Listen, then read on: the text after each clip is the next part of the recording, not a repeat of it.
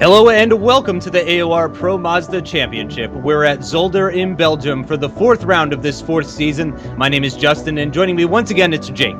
Thank you, Justin. The championship could not be any tighter. It is split with even points between AOR's Phil Reed and Vortex Sim Racing's Justin Brunner. The only difference, Brunner has 2 wins and Phil Reed does not. It's the first time we're heading to Zolder, so it's a second Belgian home Grand Prix in a row for Alexander Van Rompuy. Last time out, it was Justin Brunner who took the win, a whopping 12 seconds ahead of Phil Reed in second place, who narrowly edged out Jamie Fluke in the final podium position. As a result of his win, Brunner takes the lead of the championship, as Jake was talking about, although he's tied on 72 points with Reed, very tight between them. Fluke is shockingly in third with 50 points despite not finishing the first race, and Season 1 champion Kerry Knowlden is right behind in fourth with 49. That's how things look after 3 races. Now let's head to the qualifying report for Zolder.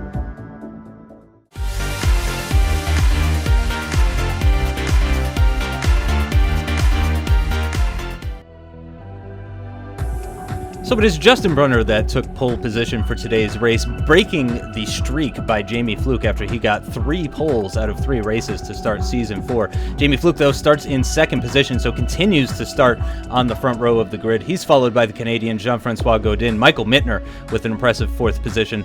Phil Reed qualifies in 5th as the lead AOR Blue car with his teammate Kerry Knowlden in 7th. René Osterkamp splits the 2 AOR Blue cars in a nice 6th position. Marco Bendow way up the field in 8th, starting in the top 10. He's followed by Martinsen, who I'm sure is also excited about starting in the top 10, and Richard Clark rounds out that top 10, starting on the 5th row of the grid. Frederick Johansson of Team Tortoise is way up in 11th position. He starts from the 6th row. He's alongside Bruno Dometer, then Alexander Van Rompuy for another of his home races. The Belgian, I'm sure, very excited to be starting from 13th and looking to improve on that position in the race. Robert Plumley of Conducci Racing in 14th position. He's followed by Christian Takash, Ty McLeod, and Teemu Valkeejarvi of Glacier Racing. Christoph Leister is quite a ways off of his teammate Michael Mittner, who was in 4th. Leister down in 18th. He's followed by Leanne Robinson of Willows Grand Prix, and then the American Chris Fowler rounds out the top 20. In 21st position, it is Steve Kagerer for Menarden GP. He's followed by Vittorio Satalamacchia, who is also quite a ways off of his teammate. Stefan Schlacker starts from 23rd. He's followed by Evan Imre and Tom Van Humen. Stefan Bendow and Chris Robinson round out the rear end of the grid after failing to set a lap time in qualifying. That's how they line up. Now let's head to the race.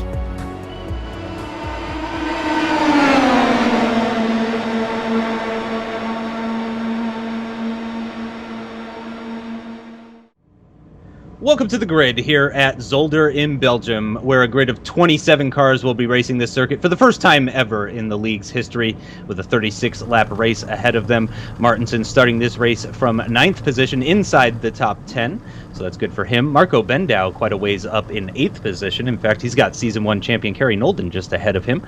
Jean-Francois Gaudin in 3rd position.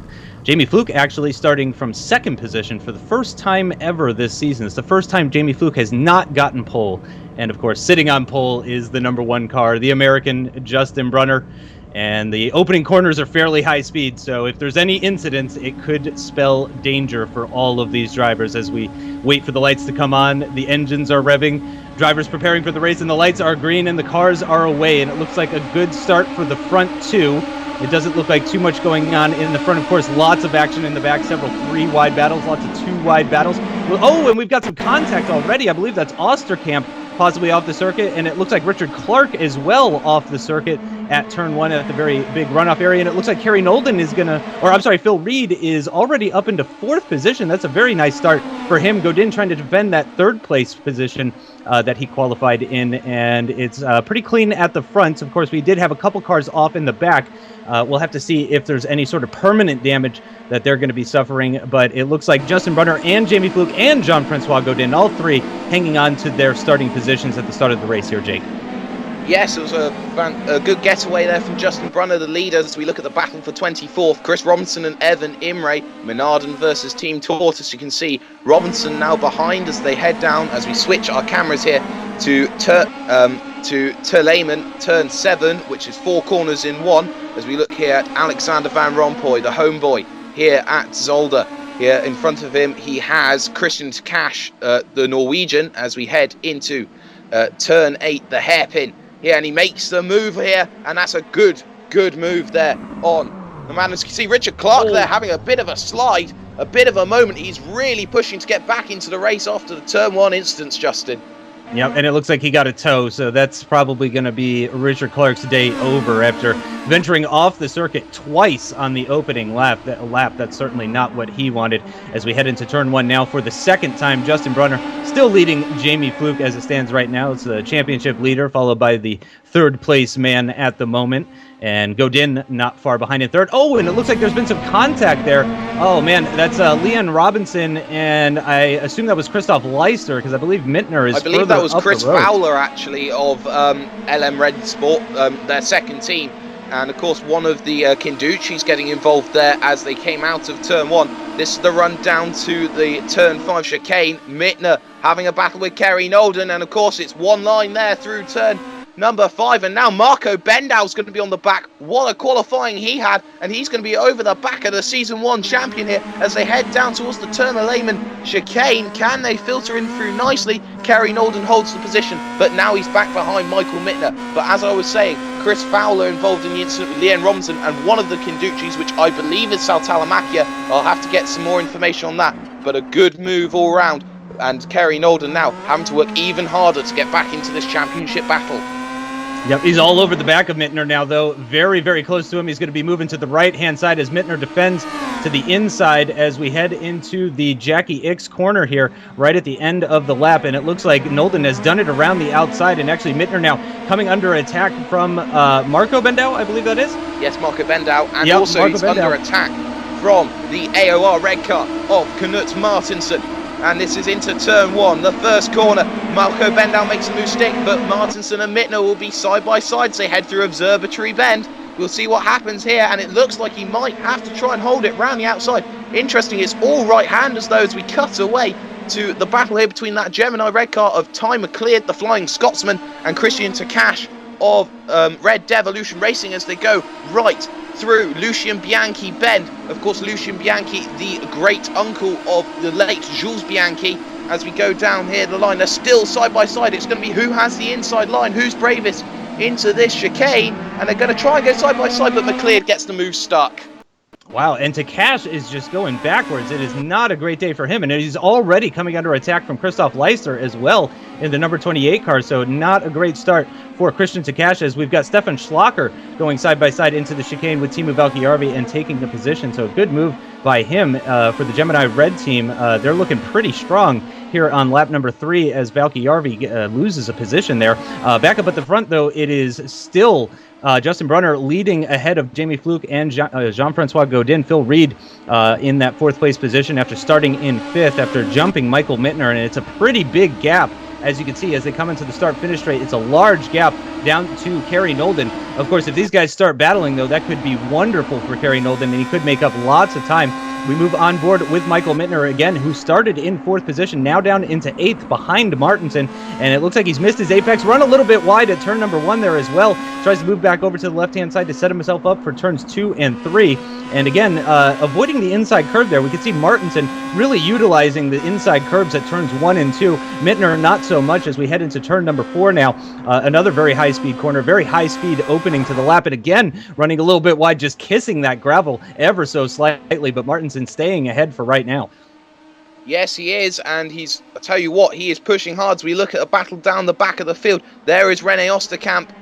Not Rene Osterkamp, actually. That is Leanne Robinson and Richard Clark. Of course, Rene Osterkamp even further back. As you can see, Clark now having a move down this straight into turn 5. He'll go to the outside line. Can he make the move stick? That is a great move around the outside there from Richard Clark as he tries to battle his way back through the field after a mistake at lap 1. Great work from the Irishman.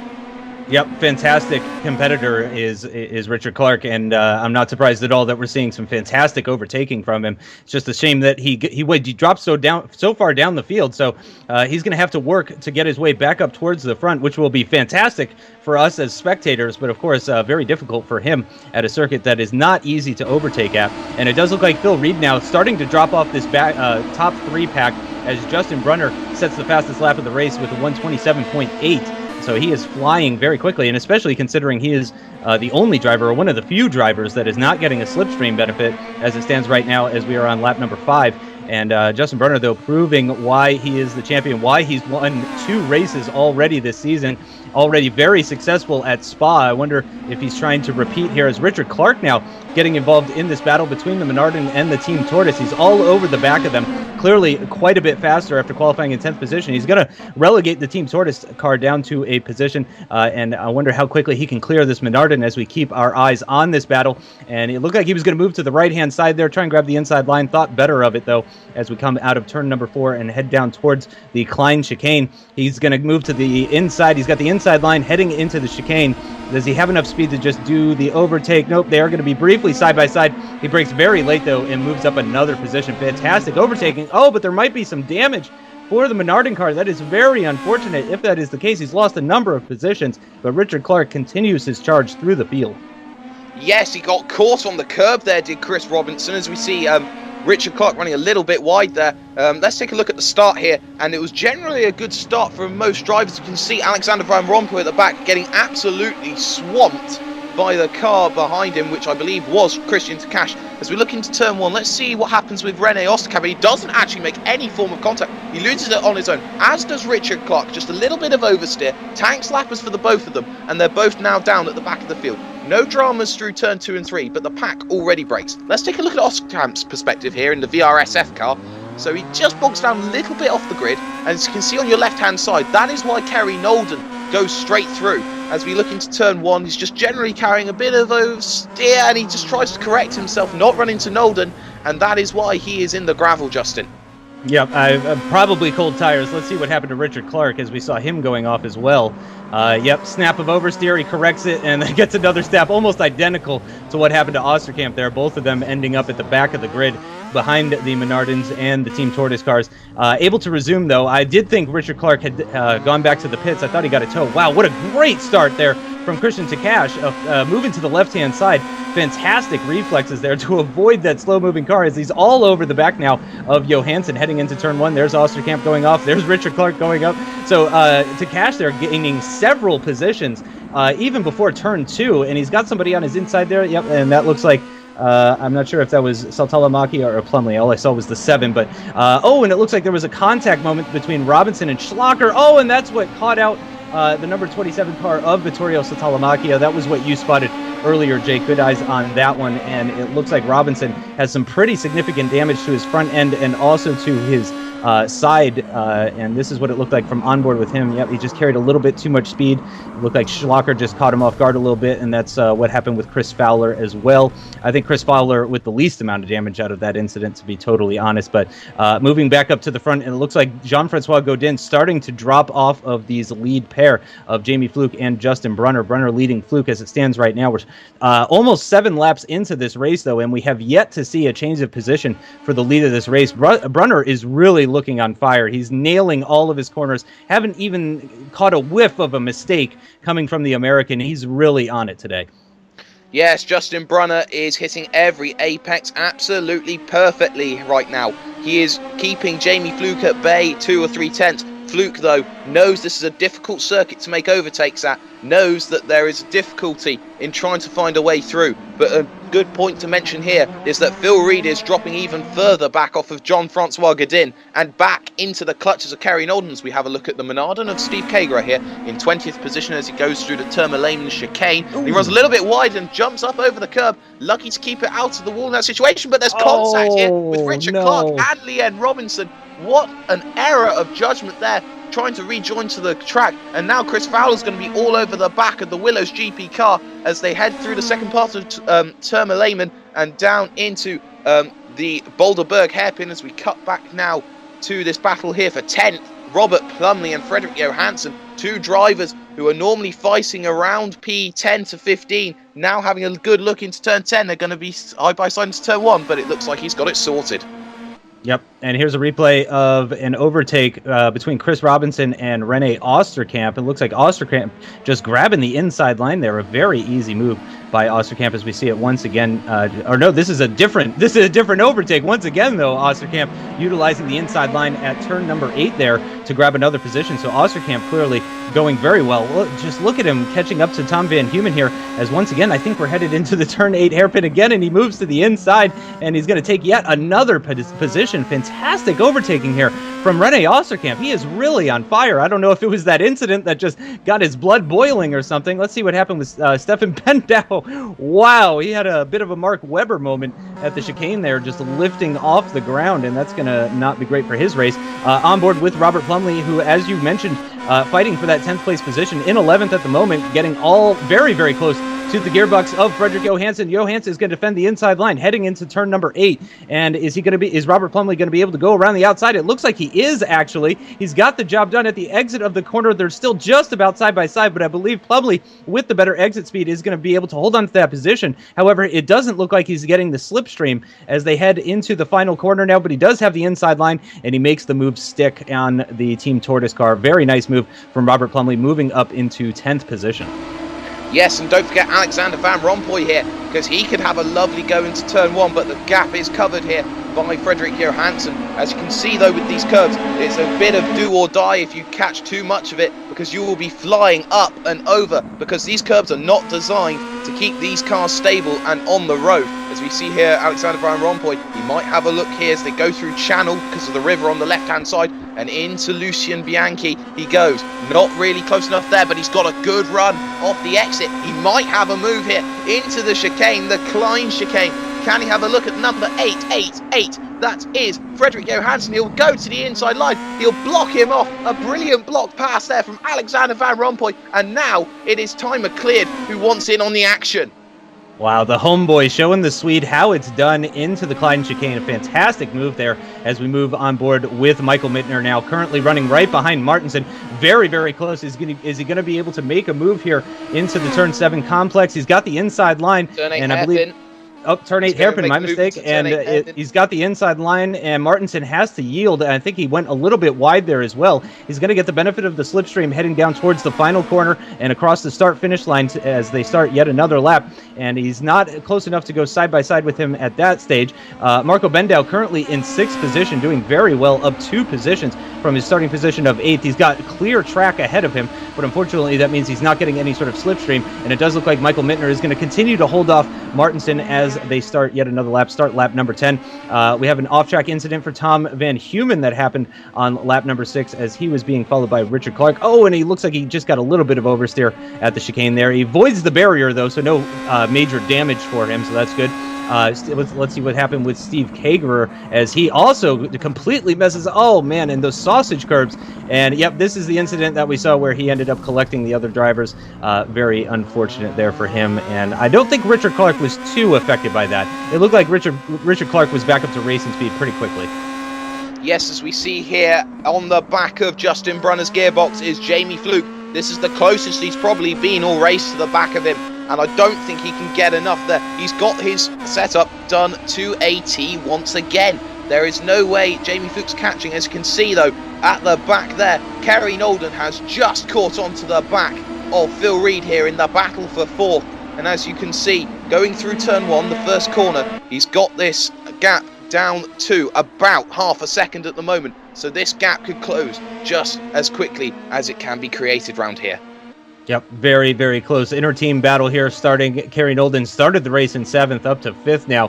Phil Reed started in 5th up into 4th because of Mittner dropping down. In fact, both of these cars gaining positions because of Mittner and Phil Reed. Currently leading Kerry Knowlden in the championship right now. Of course, he is tied for first with 72 points alongside Brunner at the moment. So this is very important for Kerry Knowlden. He really needs to try and get by his teammate here as we are rapidly approaching the pit stop window, which should be around laps 14 to 22. Let's see what Teemu Valkeejarvi can do against Stefan Schlacker. Schlacker with a little bit of rear wing damage. We can see as Teemu Valkeejarvi moves to the right-hand side, Schlacker's going to have the inside line heading into turn number 1, but Teemu Valkeejarvi is going to hang it around the outside, gets it done, and then if he needs to, he can defend the inside line heading into turns number 2 and 3, and it looks like he's going to do exactly that and move up ahead of Schlacker. Very nice move from Teemu Valkeejarvi. Nice clean move. Oh, but Schlacher coming back at him, actually, with the slipstream, as he's going to grab the inside line for turn number 4. And is he going to be able to make the move? He does. It looks like Teemu Valkeejarvi really not interested in going side by side through turn number 4, but now he's the one with the slipstream. Schlacher defends the inside line as they're heading into the Klein chicane. Valkeejarvi is going to have to go around the outside or brake a lot later, and it looks like he cannot. And and then there's a car in the background there. I think that was one of the Bendau brothers, if I'm not mistaken. Stefan. That was Stefan Bendau, and this is the instant on lap 8 between the two of them. So 3 laps later, they get into a fight. They head into the Termination chicane, and up and over goes Stefan Schlacher into the wall. Valkeejarvi there making the mistake, jumping up over the curbs here. Let's take a look at it from his perspective. As you see, he's trying to make the move down the inside. On the brakes he goes. He turns a bit early, gets caught on the curbs, jumps up a little bit, and there was nowhere to go for Stefan Schlacher or for Teemu Valkeejarvi. As we look here at the battle on lap 9 between Johansson, McLeod, and Christoph Leister. Let's see here what happens. And there's contact there on the tyre. Yep, there's contact on the tyre, and over he goes. Over goes Christoph Leister in the LM Red Sport car. Johansson at a crawl, and that is a shame. Let's take a look at it from McLeod, the Flying Scotsman's perspective. You can see the gap just going away, and there is the tap there, and up and over goes Christoph Leister in a horrendous crash. Yeah, that is pretty terrifying stuff, as we can see it from his point of view. Yep, and there's the contact. And he tries to go in between them, tries to thread the needle and lose as little time as possible, and unfortunately pays the ultimate price for that decision and just ends up going over. This is what it looked like for Christian Takash's point of view, and yeah, he lifted off. You could hear him lift off pretty heavily there. He was having none of that. He could see exactly what was going on up ahead, and we return to this battle now between the AOR blue cars. Phil Reed leading Kerry Knowlden in this battle for 4th position, and Godin, it seems, is the one driving just such a lonely race. Of course, he qualified in 3rd. He's currently in 3rd. He's not really come under pressure for his 3rd position from 4th. Phil Reed, as you were mentioning earlier, Jake, really started dropping off earlier in the race, and he hasn't needed to defend. He hasn't had the ability to attack Jamie Fluke or Justin Brunner. So Jean-Francois Godin having a lonely 3rd place race as it stands right now. But of course, that's not such a bad thing. I'm sure he's looking forward to having a comfortable podium position, as we can see him there in the distance. He's several seconds ahead of the... Oh, no, and Mistake. Phil Reed now is the one that goes up into the air, and is that going to give Kerry Knowlden the opportunity to try and go around the outside here and gain a position, move up into 4th place, and possibly have a run as Jean-Francois Godin, and they make contact at the chicane. Around goes Kerry Knowlden, and he's lost tons of time to his teammate Phil Reed, who continues on down the road. It was very difficult to see what happened with that camera angle. I'm sure we'll get a replay of that, but that is very unfortunate for Kerry Knowlden, who's lost tons of time, although no positions. No, that was a difficult move, and shades of Turkey 2010 between Vettel and Webber come into mind after that incident. That Kerry Knowlden will be absolutely fuming. Unfortunately for Marco Bendau, though, he's managed to close up, but the gap was so huge, he still hasn't managed to catch up onto the back of that AOR blue car of Kerry Knowlden. As you can see, Kerry Knowlden now going through the corner for the 14th time, 13th time out of 36 onto the 14th lap, as we move back now to the Minarden and Stefan Bendau, and Bendau going through here into the chicane, makes it sorted, and as you can see, yeah, that's time cleared going off the Flying Scotsman, up 3 positions, but that was a costly mistake there, allowing Christian Takash to break away.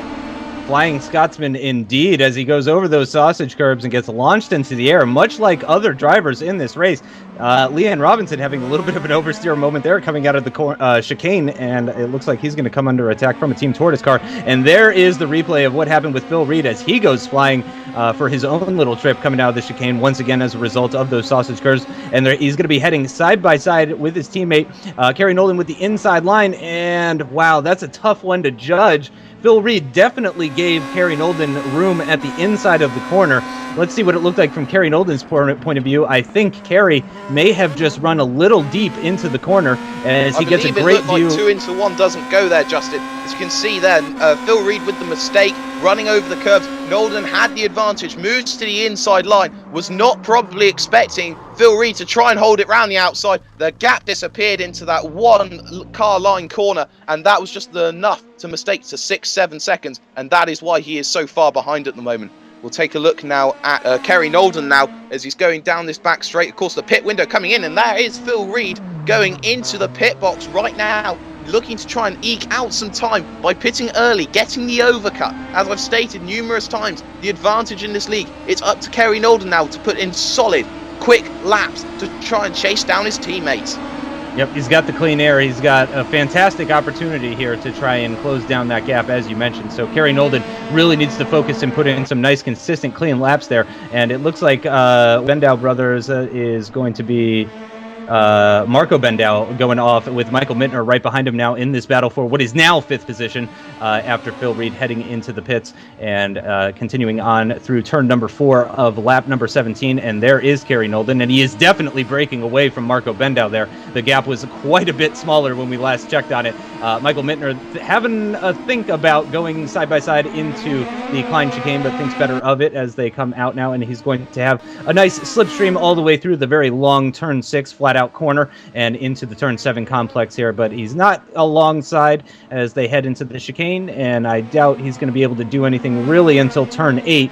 Fantastic exit though out of that series of corners is going to put him side by side with Marco Bendow. He's going to have the inside line as they head into the turn number 8 hairpin, but he has to go the long way around, and it looks like Marco Bendow breaks late enough to hold off Michael Mittner, but he gets a great exit once again, just about making contact with him, but Marco Bendow holding on to that position. Oh, he's and in it the looks wall. like Michael Mittner has some serious damage. He's into the barrier. Wow, what a mistake from Michael Mittner. I'd love to see what happened there, because that is not a place you normally go off there at Jochen Rindt. It's normally flat out. As you can see, Phil Reed down in 14th right now. He's behind a Kinducci racing car. I believe that is Robert Plumley at the moment. It might be Saltalamacchia, I'm not too sure. As they go through Boulderberg, there you can see on the left-hand side, that was where Michael Mittner made his mistake, made his error. I think that looked terminal from what I was seeing. But as you can see, he's going to probably have a look here. No, he can't get it done on that Kinducci racing car there, number 27. Hageru in the background just had a spin.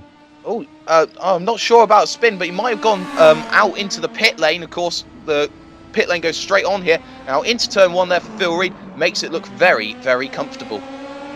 Yep, no problems getting past Saltalamacchia there into turn number 1. And yeah, I think Hageru did have a spin. Let's see what happened to his teammate, Chris Robinson, here on lap number 14. He got a little bit of oversteer, went over the sausage curbs, headed towards the barrier, but thankfully stopped it before he incurred any sort of damage. So once again, the sausage curbs, as we see the exact same corner with Richard Clark getting a huge amount of oversteer. I think that was rear locking that actually caused that. And he's already got some front wing damage there. Oh, he's trying to rejoin the track as well. He's got Chris Robinson, though, Lee N. Robinson trying to just continue on his way. Michael Mittner still attacking, though, on Marco Bendow. He's very close behind him. Martinsen now starting to get involved as well. And Bruno Dometer not too far off in the distance. That's the replay that we saw of Michael Mittner going into the barrier, and Dometer is going to gain a position there. Let's see it on board from Michael Mittner, and I thought I saw contact between them, and I expect we're going to get confirmation of that right here, and it's just going to be some suspension damage. That's a netcode issue there, because there didn't seem to be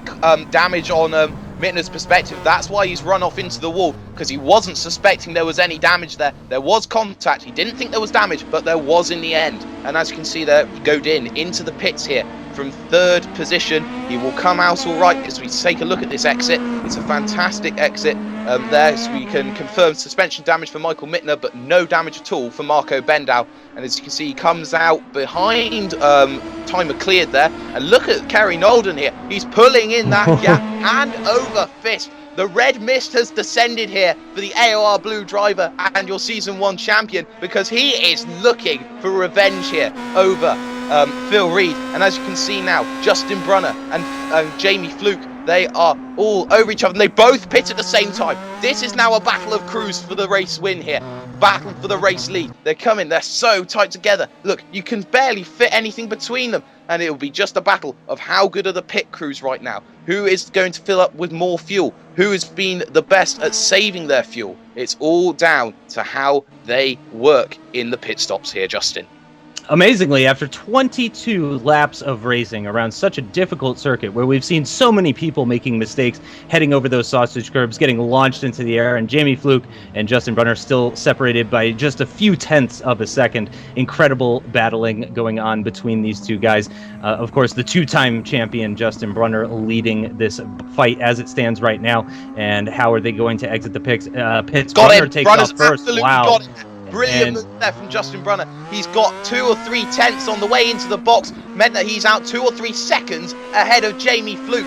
What a move there from the Vortex Sim Racing boys in the stops. They have got that one to a T, and now Slipstream's broken, and now Justin Brunner needs to hammer in the lap times, pull away, and the hat trick of wins is surely going to be his. Great work. Yep. Brunner's definitely got Jamie Fluke out of the slipstream as well, which is the most crucial part about this. Fluke was about a tenth and a half off of Brunner in the qualifying session, so Brunner's got the one-lap pace, the single-lap pace, to break away from Jamie Fluke. As long as he doesn't make any sort of mistakes, it should be relatively straightforward to get the win here. Not so much for Phil Reed, though, over his teammate Kerry Knowlden, as Kerry Knowlden is very much now in the slipstream of his teammate, and Phil Reed is going to defend the inside line heading into the chicane, and Kerry Knowlden wisely decides to back off for that one. Reed's line through the chicane hampered as a result of defending there. That's going to put Knowlden alongside him. He's going to do the opposite move of the last time that he tried to overtake him. He's going to try and go around the outside. Reed runs very, very deep through the corner. That's a big cut. Something tells me that he's probably got a corner cut warning, and he's going to have to lift off the throttle. I'm not too sure. He hasn't lifted off yet. Kerry Knowlden might have to do this the old-fashioned way as he's in the slipstream, and Phil Reed is going to defend the inside line heading into the turn number 8 hairpin. And can Kerry Knowlden go around the outside and try and get this position? No, he can't. Wow. He gets squeezed a little bit at the exit, and Kerry Knowlden has to hold off for now. Kerry Knowlden hung out like yesterday's washing. Phil Reed showing no mercy here to his AOR teammate. They are having an absolute battle here, and there is no love lost between these two drivers. And if Kerry Knowlden was fuming at the start of this battle, he is surely raging after that maneuver. Yep, this is getting very tense as we get into the sort of final third of this race. Lap 24 out of 36. Phil Reed still ahead of Kerry Knowlden. Jean-Francois Godin, I can only assume, quite a ways up the road. It's been a while since we saw him. As we mentioned before, he's got quite a lonely race in that final podium position as the two AOR blue cars funnel through turn number 4 and head towards the Klein chicane once again in this beautiful Belgium forest.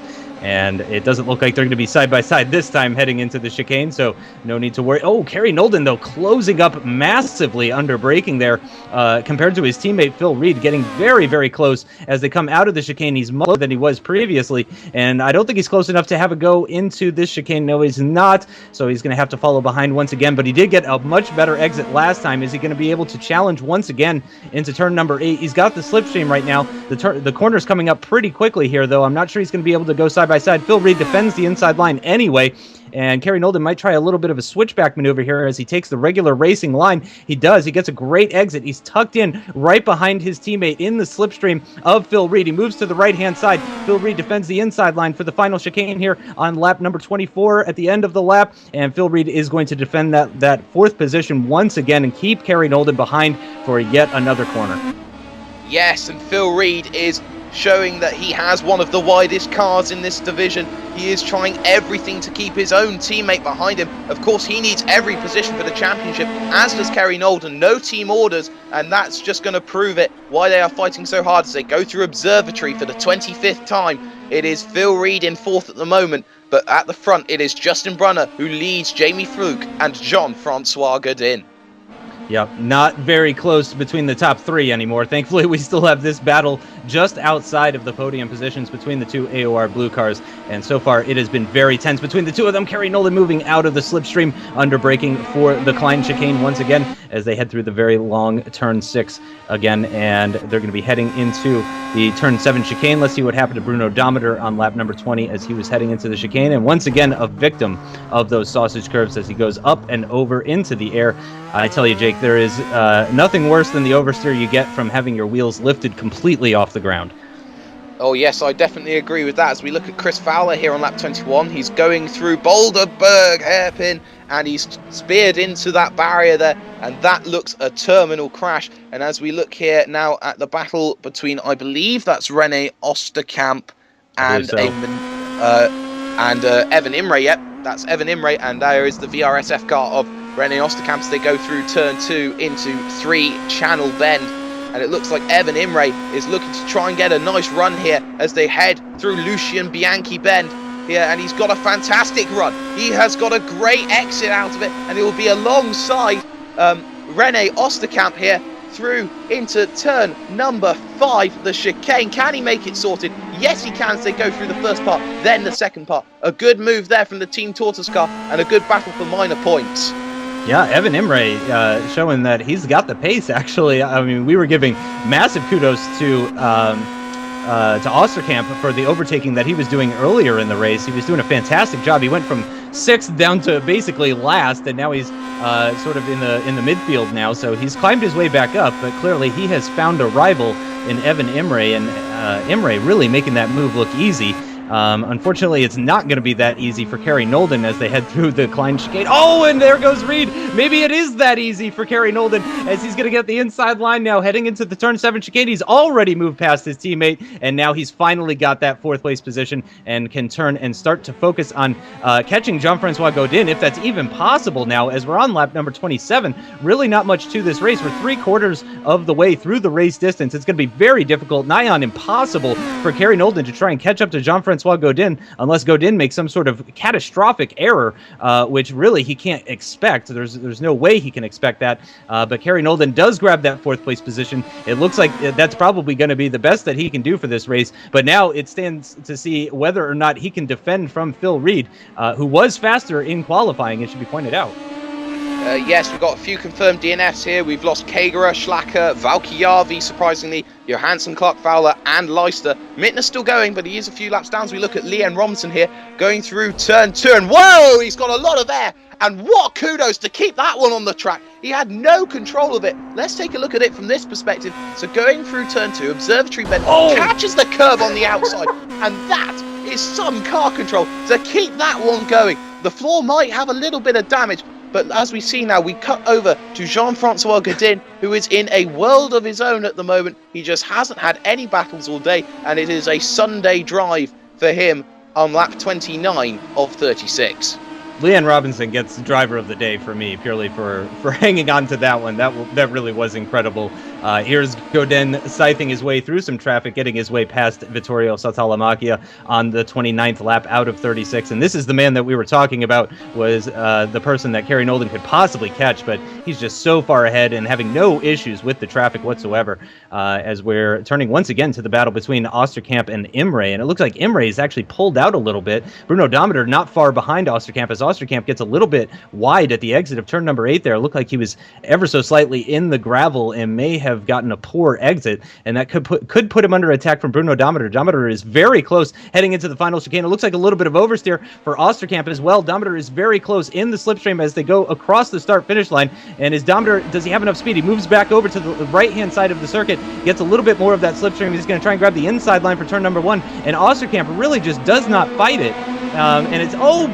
Dometer gets a big snap of oversteer at the exit of turn number 1, gets sent into the barrier, does a 360, and he's going to lose out. No, he doesn't lose out, because that's actually the leader, Justin Brunner, as he's moving through. And here's Jamie Fluke. He's going to have to make his way by Bruno Dometer as well, who is suffering through some damage and going through turn number 2, but he's run very wide, and that means it's not going to be an issue for Fluke. Is that Fluke?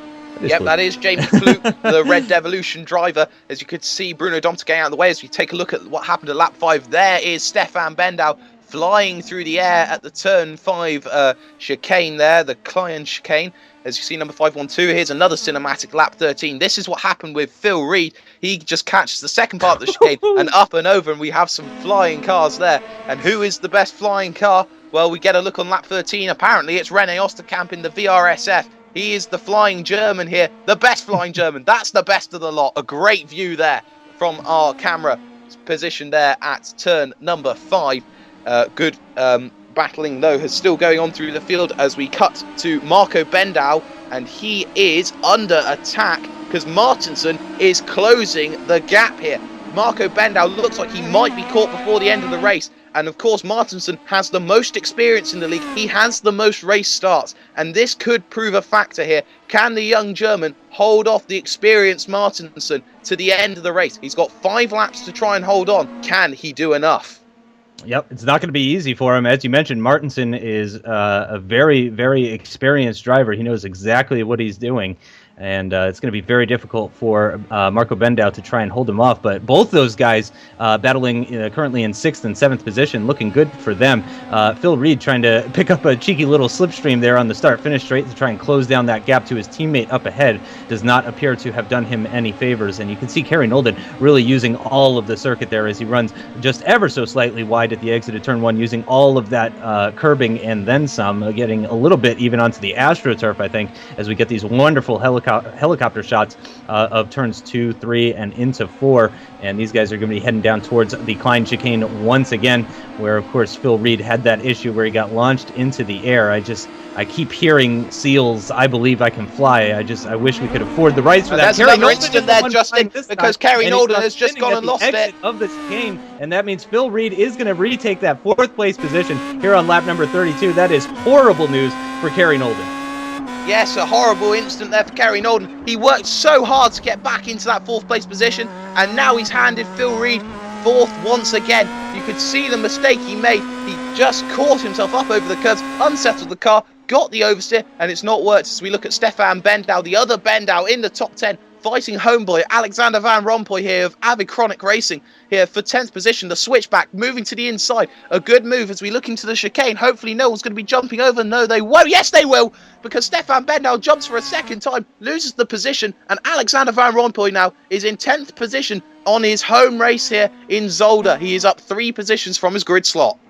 Wow, fantastic for him, and unfortunate for Stefan Bendow. I'm sure that's not how he wanted that corner to go, as we're going to get a replay of the incident on lap 31 with Ty McLeod leading this group, and he did the exact same thing. These darn sausage curbs are just causing so many problems for so many of the drivers here. And you can see he just runs a little bit wide at the entry there, and that just sends him over the second set of sausage curbs in the chicane. And unfortunately, that's some pretty heavy damage. You can see his steering wheel jiggling around quite a bit, and this is exactly what happened to Kerry Knowlden, except for him, it was very different. He got launched up, all 4 wheels off of the ground, but it happened while his car was turning a little bit to the left, which completely killed his line at the exit of the corner. You can see it just sends him a little bit facing left. He tries to recover from it, but unfortunately it puts him into a spin, and that loses him the position to his teammate Phil Reed, who grabs that 4th place position with not many laps to go in this race. So it's looking pretty good for Phil Reed to grab 4th. Now, of course, he is the leading AOR blue car in the Drivers' Championship as it stands right now.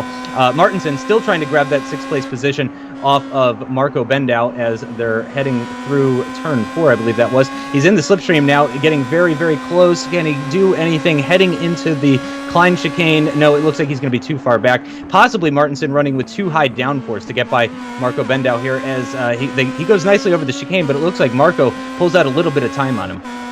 Yes, Knut Martinsen there is looking for any sort of opportunity to get a way through past the young German. The German is trying to not make any mistakes. He's just got to have 3 more clean laps and he will be home safe and dry in 6th position as they head towards the Boulderberg hairpin, turn number 8 on the circuit, followed very swiftly by the Jochen Rink corner. And as you can see, Knut Martinsen trying to get onto the back of him, trying to catch up into that slipstream, but at the moment he's just not quite close enough. It's all going to be dependent on if this young German makes a mistake, Justin. Yep, and he's under a lot of pressure right now, which is exactly what Martinsen needs to do. There's 3 laps still remaining in this race. Martinsen is very large, looming large in the rearview mirror of Marco Bendow as they head into turn 1 to start lap number 34, and he's definitely pressuring him quite a bit, but it doesn't look like it's affecting the German just yet. He is managing to hold on, is Marco Bendow, for right now. The question is whether or not he can continue to do that for this lap and 2 more after it. This would be a fantastic result for either of those drivers. Let's see what happened to Dometer on lap number 32, as he also was a victim of those sausage curbs, and Saltalamacchia is able to avoid that incident by moving to the right-hand side as he heads into turn number 6. And moving back on board with that battle between Martinsen and Marco Bendow, and going through the chicane once again. Differing lines through there. You could actually see the differing lines. Marco Bendow's previous best result in the league is 12th. So to get 6th in this race would be a huge improvement for him, as we're on the penultimate lap of this race now, lap number 35. Or these guys are coming to the end of lap 34. They're about to begin their penultimate lap. As they go side by side now, Marco Bendau is going to have the inside line as they head into the final corner. And it does look like he actually holds off on Martinsen. So just despite the fact that Martinsen was able to get a great run there coming out of turn number 8 and goes side by side, he still wasn't able to grab the position. He's in the slipstream. He's going to move to the left-hand side. No, he isn't. He's thinking about it. He's kind of half in the slipstream, half out of it. That way he can make a last-second decision, I suppose. And they go through turn number 1 to start the penultimate lap of this race. Yes, he's trying to find a way, any way he can. He is really giving Marco Bendau a test, and he will be my driver of the day, Marco Bendau, if he can hold on. And what a result Robert Plumley's getting. He's 8th position at the moment, trying to fend off from Christian Takash, the Red Devolution driver. He is trying to find a way to get onto the back of him. He's got 2 laps to do it. It's a long way back, but I think he might have an opportunity here, Justin. Yep. It's going to be difficult for Takash. Plumley is a veteran driver. I actually have experience with Robert Plumley. He at least used to race. I'm not sure about anymore, but he used to race in the UK and I Skip Barber League. He still does. Which is an extremely competitive league and very difficult to be successful there. And he's usually a top 20 guy in that sort of series. So no surprise that he's putting up a good fight here. And here's that wonderful cinematic. And this is exactly the moment I would insert that Seal song, I Believe I Can Fly. Unfortunately, I don't think we can afford that at AOR, but fantastic stuff. Like I said, Robinson might be my driver of the day purely for that moment right there, because that was truly fantastic. And would you look at that as we start the final lap of this race? I can't even believe I'm saying this. Kerry Knowlden has caught up to Phil Reed. Yeah, Kerry Knowlden has done a fantastic job, but this driver we haven't focused on since the pit stops, and there is a reason why, because he has been out in front, controlling the race, start to finish. He has led every single lap as he heads through the Klein chicane, down turn 6 and heading in to the Terleman complex here as he goes. It's Justin Brunner who is out in front and comfortably as we see him go through the second part here, the 2 right-hand corners and heading up towards the Boulderberg hairpin. Of course, Boulderberg is a reference to a hill 60 meters above the circuit. As we see into Boulderberg, he will go.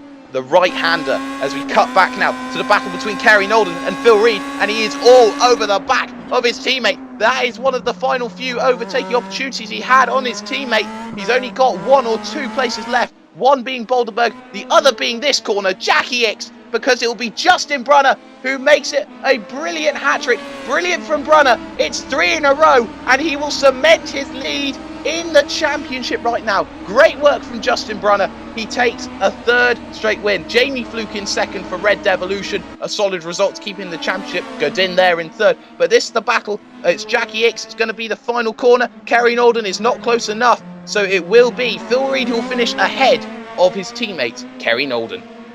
Yep, and that's going to be pretty detrimental to his championship standings, unfortunately, finishing in 4th position. I'm sure he would have much preferred to at least be in Jamie Fluke's position and finishing in 2nd to try and minimize that points loss. Martinsen and Marco Bendau still battling on the final lap of this race, but it does look like Marco Bendau is going to hold off Martinsen and come home in that 6th place position to get his personal best result.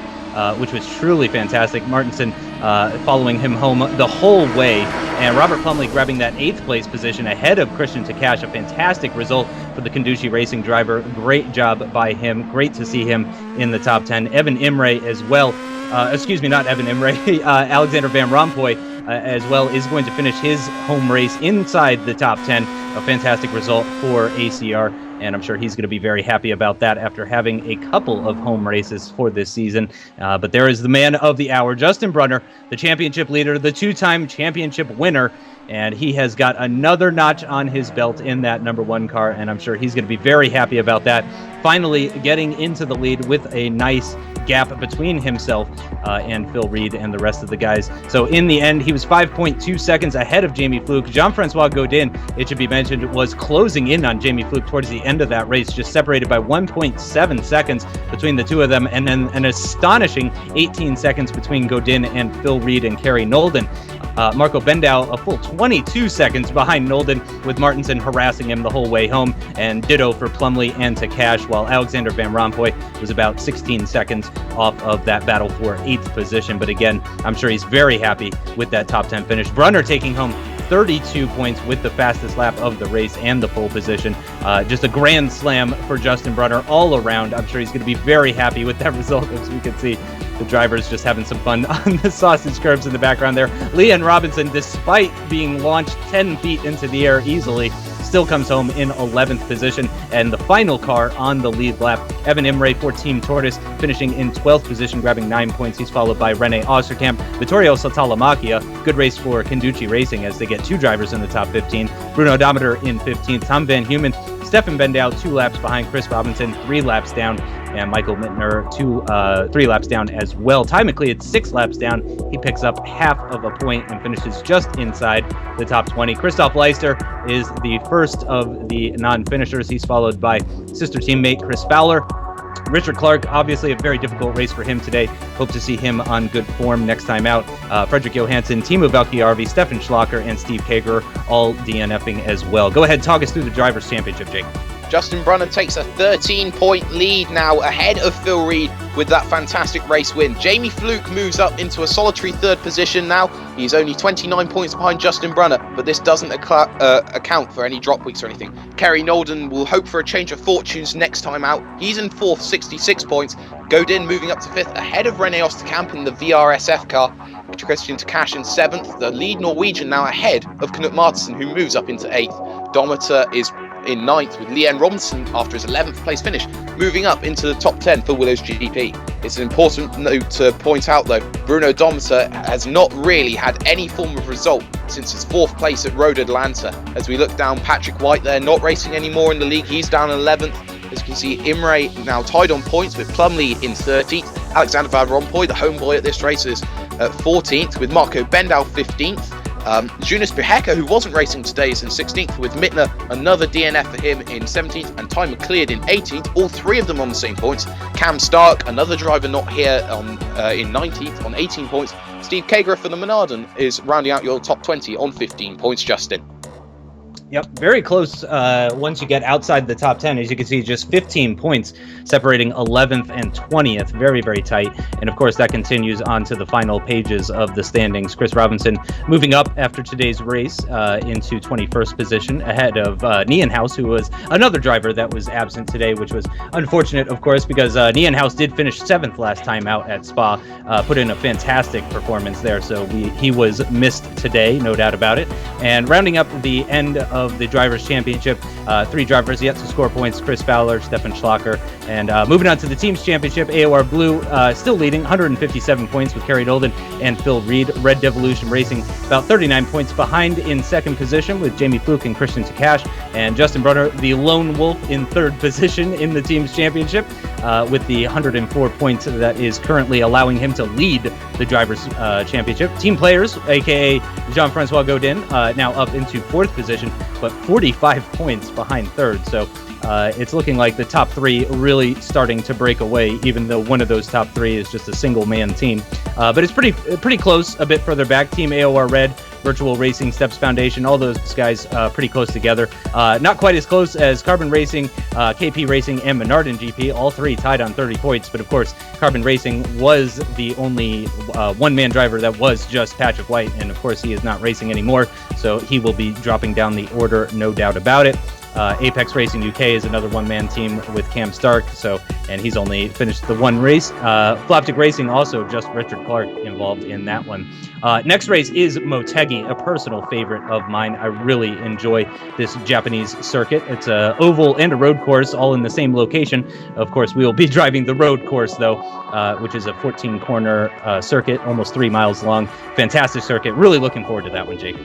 Yes, but there are questions to be asked, though, going into Motegi. For example, what will the relationship be between Kerry Knowlden and Phil Reed after that race? Will the teammates try and help each other for the constructors, try and boost themselves in against Justin Brunner and Jamie Fluke, or will they start having fights against each other like we saw today? This will be an interesting race. I can't wait to turn up next time. I don't know about you. Yep, and I hope you guys will join us next time at Motegi for the next race and see exactly how that inter-team battle pans out. Thanks for watching. Bye-bye.